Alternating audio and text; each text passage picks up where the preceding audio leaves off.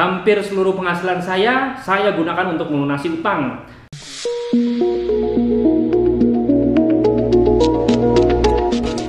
Assalamualaikum warahmatullahi wabarakatuh. Alhamdulillahirrabbilalamin. Wassalatu wassalamu ala rasulillah wa ala alihi wa sahbihi ajma'in, amma ba'du.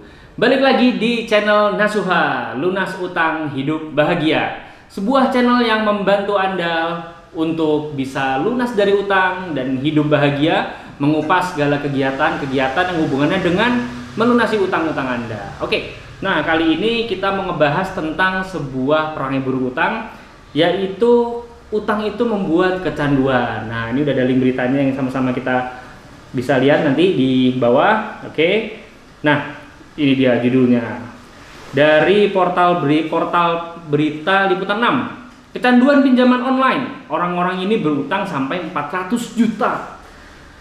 Nah, kemudahan pinjaman online memang membuat banyak orang tergiur mendapatkan uang besar dalam waktu yang singkat. Tak butuh urus dokumen yang merepotkan, cukup dengan isi data diri dan dokumen pribadi seperti KTP, maka sejumlah uang segera cair ke dalam rekening pribadi.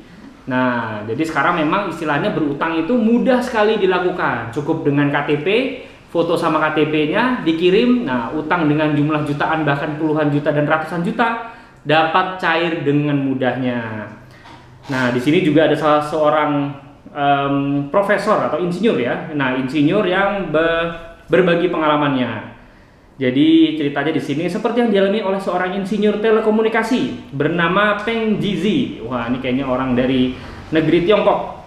Dirinya yang hobi gonta-ganti smartphone dan sepatu mahal membuatnya meminjam ke platform pinjaman online di internet. Nah, mengutip laman The Straits Times, Selasa tahun 2019, awalnya dia hanya meminjam 300 yuan atau setara dengan 58 US dollar, sekitar 812.000, asumsi kurs dengan 14.025 perak. Lalu dia kecanduan meminjam ke 20 fintech berbeda atau pinjol berbeda. Alhasil utangnya langsung menumpuk hingga 100.000 yuan atau 201 juta. Hampir seluruh penghasilan saya gunakan untuk melunasi utang. Nah, ini yang menjadi bahaya nih. Seluruh penghasilannya kesedot buat bayar utang bulan kemarin.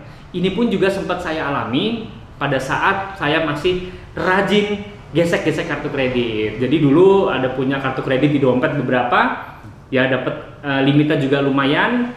Nah, itu semua saya gunakan untuk banyak macam hal. Jalan-jalan ke mall yang mestinya mungkin kita nggak menuju ke restoran-restoran yang istilahnya restoran yang mahal ya, atau harganya mahal, atau istilahnya restoran-restoran yang high class, dengan bermodalkan kartu kredit. Udah masuk aja, nanti bayarnya dicicil. Nggak bisa beli handphone yang mestinya handphone yang saya punya adalah handphone yang cukup untuk saya pakai, karena ada handphone yang baru, ya udah nanti bisa gesek, nanti bisa dicicil beberapa bulan ke depan. Nah, bahkan yang parahnya lagi, waktu itu saya menggunakan kartu kredit untuk kelahiran anak pertama saya. Itu yang saya sedihkan sampai sekarang. Jadi waktu itu kita pernah berbincang-bincang, saya sama istri, di dalam uang rumah sakit itu pada saat sebelum melahirkan, nanti gimana nih Pak bayar kelahirannya ini nanti? Pak, kan gampang, kan ada kartu kredit. Naudzubillah min dzalik. Nah, untuk teman-teman semua juga saya ingatkan kembali lagi, saya pun juga selalu mengingatkan diri saya sendiri untuk tidak lagi berutang. Karena apa? Mulai dari hal kecil ke hal besar, nanti pasti ujung-ujungnya kita akan utang. Karena utang bikin gampang. Duit sebenarnya mungkin di rekening cuma 1 juta, 2 juta. Mungkin gaji kita sebulan cuma 3,5 juta, 4 juta atau 5 juta. Tapi karena kita punya akses utang yang gampang, nah, sesuatu hal yang istilahnya lebih dari penghasilan kita atau dari apa yang kita punya, dengan mudahnya kita dapatkan dengan utang tadi. Nah, bahayanya adalah kalau kita tidak bisa membayar. Sedangkan Rasulullah SAW mengatakan bahwa apabila orang itu tidak membayar hutangnya, maka istilahnya apa ya? Tertahan. Nah, bayangin, masuk surganya tertahan atau tertunda sampai utangnya lunas.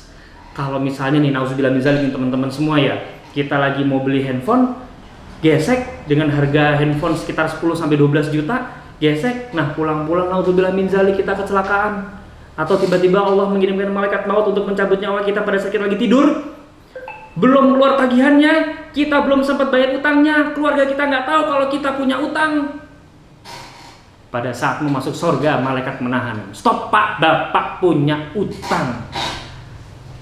Bayangin teman-teman ya. Astagfirullahaladzim. Nah, ini pengalaman dari yang pernah saya alami, dan juga pasti bapak-bapak atau teman-teman semua juga pernah mengalami. Ayo sama-sama kita tinggalkan utang. Ayo sama-sama kita bergabung ke Nasuha. Bagi Anda yang punya utang, sama-sama kita selesaikan utangnya tanpa biaya yang mahal. Insya Allah. Assalamualaikum warahmatullahi wabarakatuh.